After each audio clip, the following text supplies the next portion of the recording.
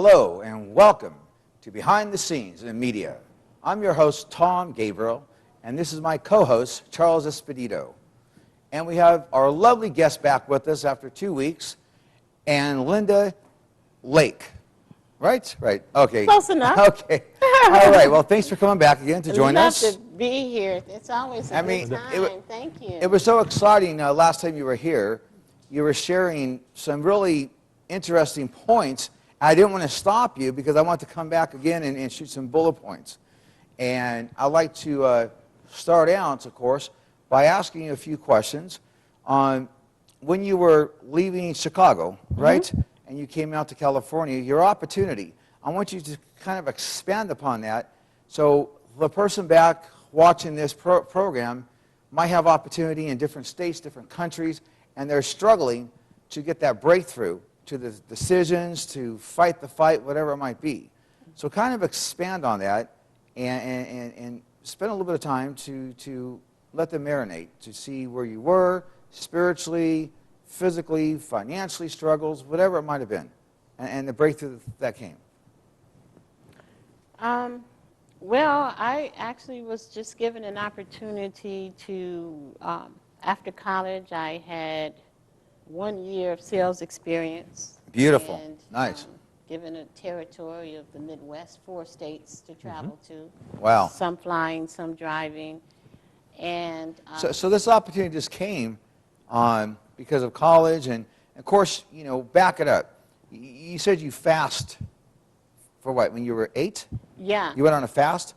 Yeah. So you were, in a way, you were guided by the Spirit of God, and the Spirit, you know. Absolutely. And He guides you through college, He guides you through this, through that. Yes. I mean, you make it sound so easy. I mean, I didn't have an easy life. I mean, I was hit by a car, almost died. You know, I was all kinds of adversity. So I know you must have hit some kind of adversity during your childhood and growing up, going to college. Was there any adversity, or was it pretty much a smooth road? It was, you know, I was just very blessed. Were you blessed? I was very blessed. Well, see, my daughter was blessed too, so I guess it all depends. Yeah, it was pretty much, I think my Did your mom and dad, you said your mom was a Christian? Yes, my mom. Well, that makes a big difference, yeah. Yeah, Okay. yeah, she did lots of praying, and it wasn't that my parents didn't struggle in terms of, because there were 7 kids, there were 9 of us. So, wow, really? So my dad, of course, held down a couple of jobs, and she had a job, and she was a civil rights activist. So really? She actually walked with Martin Luther King and Jesse Jackson, and wow. she, you know, spent a lot of time outside of the home fighting to get my older sisters into high school because they wouldn't let African Americans into high school at that time. And so she pretty much struggled outside of the home in terms of trying to make the world a better place. Wow. And, yeah, talk about your mom, and what do you remember about her? Yeah, well, her struggles? that was pretty much it. I mean, I grew up, I came out of the womb with a picket sign in my hand, really? You know, because we had to fight for everything at that time. Wow. And so I might look a little young, but I'm a little old. So oh, come on now. I came out during the time when, but I always felt like I was supposed to help somehow. So that was what I maintained. So in answer to your question, for those who are interested in how to get past that struggle of making decisions and moving forward in their lives, I think that one of the biggest things for me was I had, I think, a little step higher than maybe some because I was close to God and I prayed a lot. So I would just pray for the right answer. And, you know, fear is there, was there. Fear is not here anymore because I've learned how to overcome that. But at that time, I was very, very, it was something brand new. I had never lived outside of my own home. I was still living at home. For heaven's sakes. My mother moved to the parsonage, and my dad had moved away, and it was just me left in the big house that I grew up in. And so to move away from home was a big deal. So for those who were seeking and wondering what to do, my suggestion is to just continue to believe in yourself, and never ever doubt that you cannot do something, because that really is not true. That's just the enemy and the other side trying to stop you from your purpose. And you know when you have a purpose. You can feel it right in here in your gut. You know when you've got a purpose. And so my suggestion is, if you want to make yourself a better person or the world a better person, then don't let anybody or anything get in the way of your dreams. Just keep going. Yeah. Sure. Nice, nice. I was wondering what made you decide to move to California?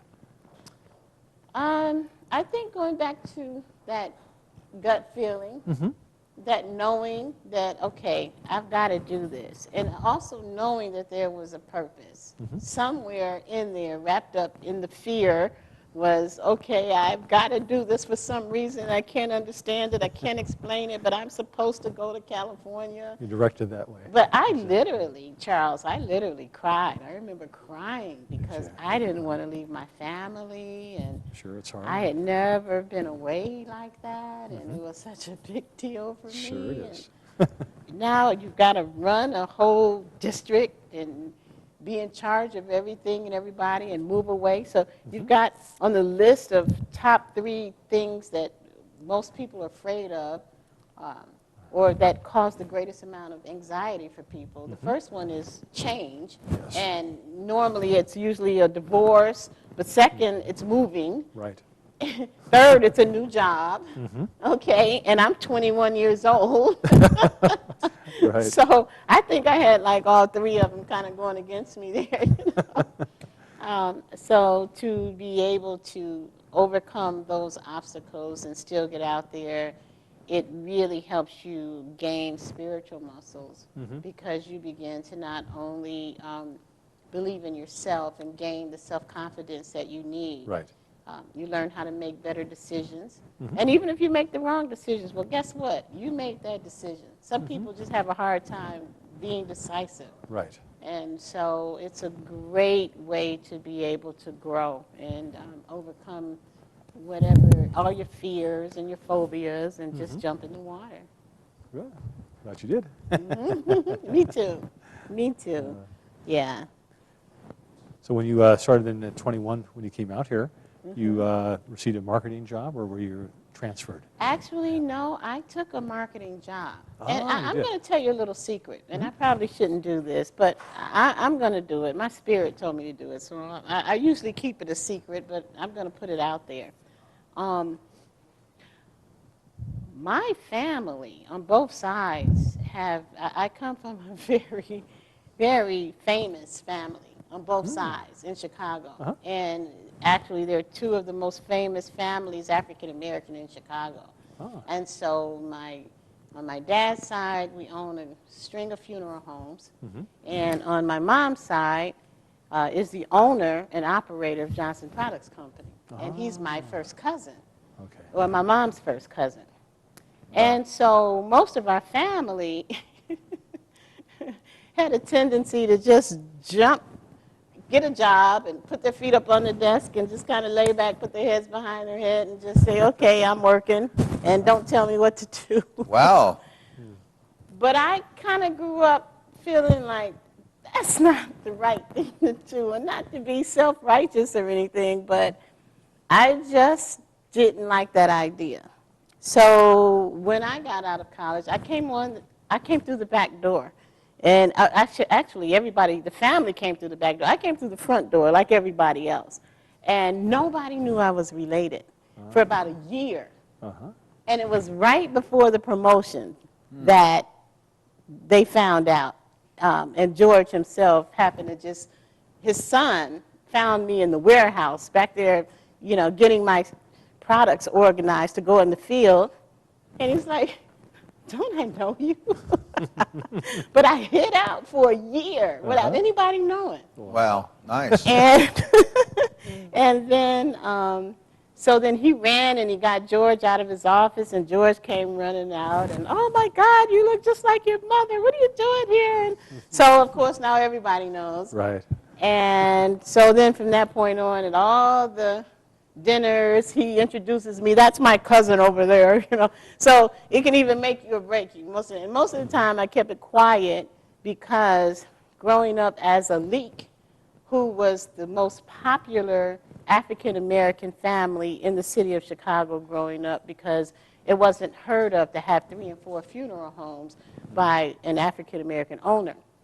So I couldn't tell whether people liked me because I was Linda Leak or was I Linda Leak's granddaughter, that's who I was always introduced as. Right, Oh, right. that's A.R. Leak's granddaughter over there. So that bothered me a lot. So I grew up with that sort of thing where it's like I could never really trust people in terms of their sincerity. Right. And so that's why I came into Johnson Products that way.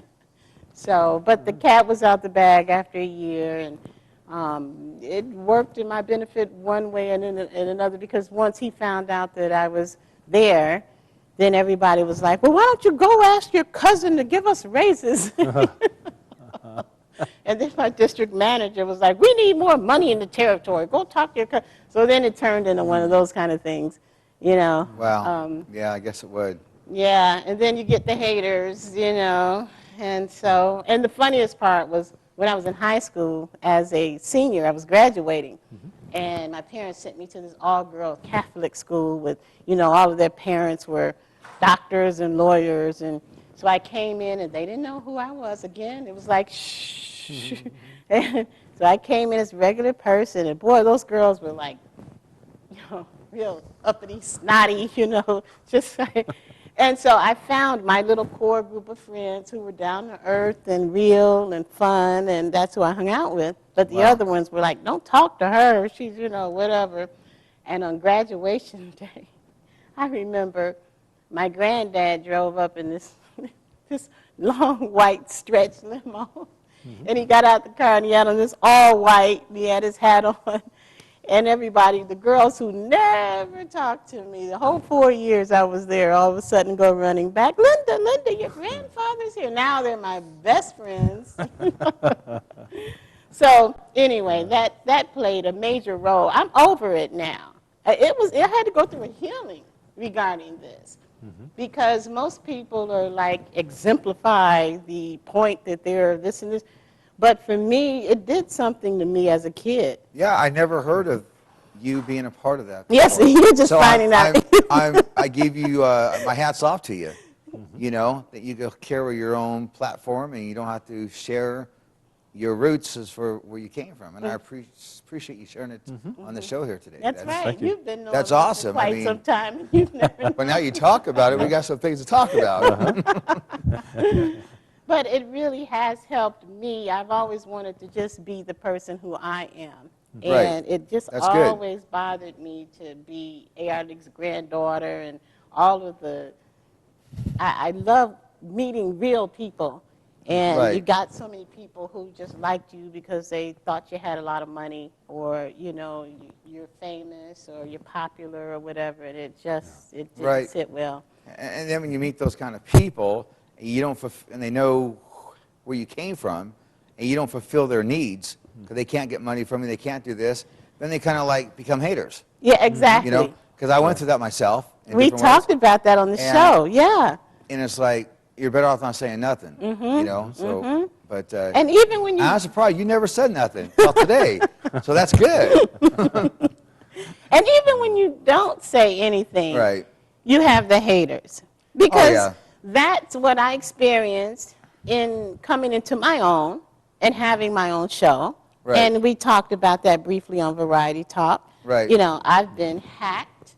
My Yahoo account has been hacked into. I've lost every last one of my contacts. I've been stalked.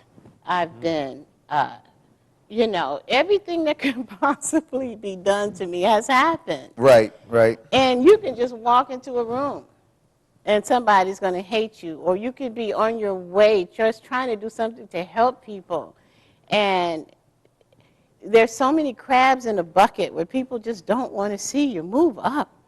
You know, or for whatever reason, they decided that they just don't like you. And yeah, it's twisted. It's twisted. You you have a lot of love for them. Yeah. You want to take them up, and you push them up. Yeah. But if you're pushing them up, Yeah. they don't want to be pushed Yeah. up. It's like they'd And rather die and bomb themselves to blow you up too. It's like Yeah. really, it's like really. Yeah. So I mean, I can mention some big names in the industry, but I won't, for the sake of time. But it's true. But go ahead. Well, I was just going to say the beauty of that book you're holding. You Right, know, the Word of God, right. that book, because I go to Psalms all the time.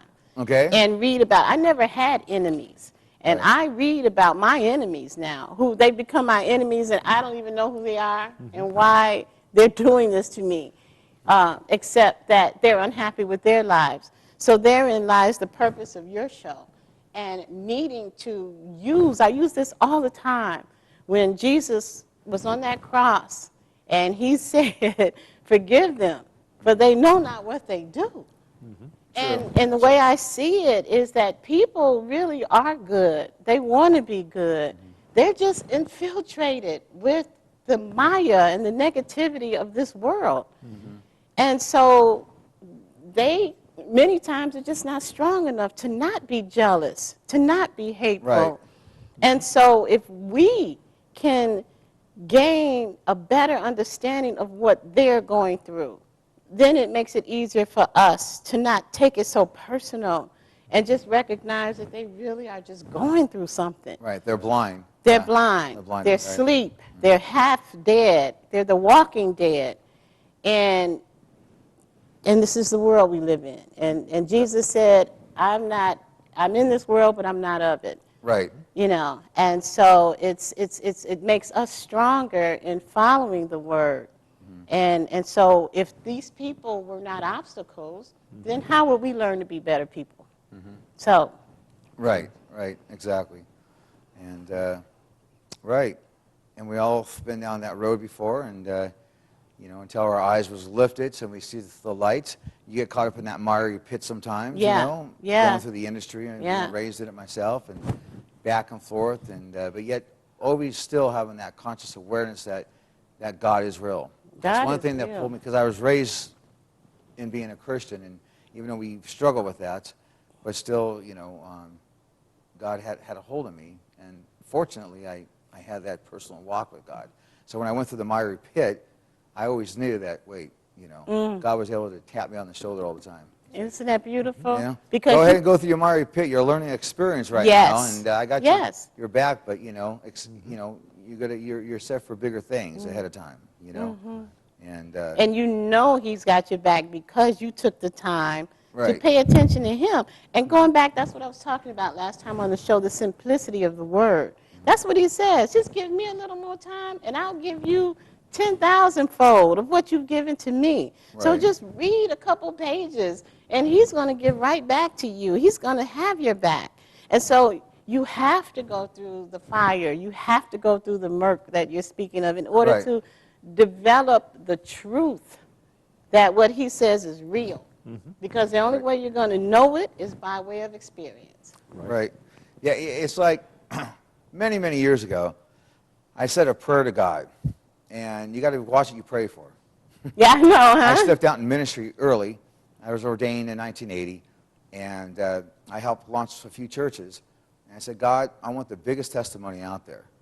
Boy, I tell you, it brought a lot of trials. And I didn't realize, many, many years later, He said, you're ready now to be launched. And I'm still, in the launching stages, and a lot of experiences, and a lot of hurting people that I could relate to. And I don't care if they're kings or if they're bums on the street, per se, because of the situation, whatever. I can relate to Both. Yeah. The Through the power of boardroom. God.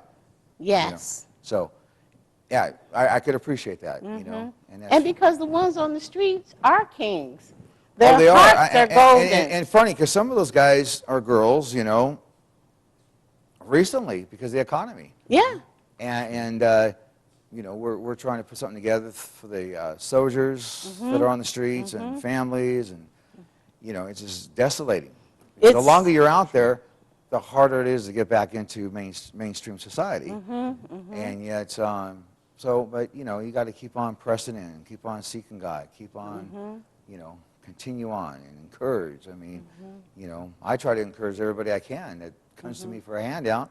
I give what I can give, and I tell them, you know, hey, you know, there was one time I was cleaning windows at a gas station, you know, just to get some gas money up, you know, and they, oh, really? I go, yeah, I keep on trusting God. And it encourages anybody you could, you know. And if you didn't, guess what? How would you be able to help the person out there that's cleaning windows now? Right, You exactly. would not have a real truth of what they're going through.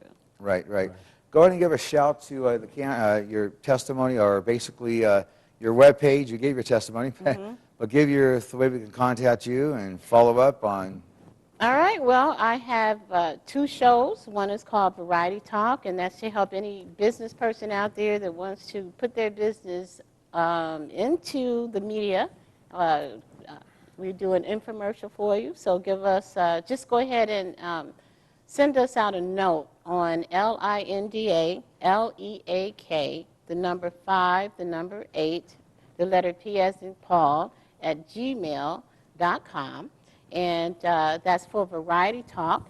If you have a story that you'd like to tell, we also have a spiritual show. It's entitled Evolutions. And we hope and pray that everyone in one way or another is evolving. And so we welcome you on our show as well. Same information, LINDA, LEAK, 58P at gmail.com. Okay, thank you. You're welcome. And now the word for today, a little chapter here, or verse, is in Proverbs 14:27. It says, the fear of the Lord is the foundation of life, okay? To turn away from the snare of death. So, I'd like to start either open or close or do both in these little segments, and we appreciate you coming by. Thank you. Thank you. Thank you so Thank you, much, Linda. Tom. Thank you, Charles. You two make a great team here. Well, it's you know, and God's in the midst of it, so it's a 3. Absolutely. A rope of 3 is hard to break. So Absolutely. right. Well, I offer you all the blessings and good wishes for this show. Well, thank you. Thank you, Linda. Thanks for joining us. And until next week, same place, same time, and stay strong. God bless.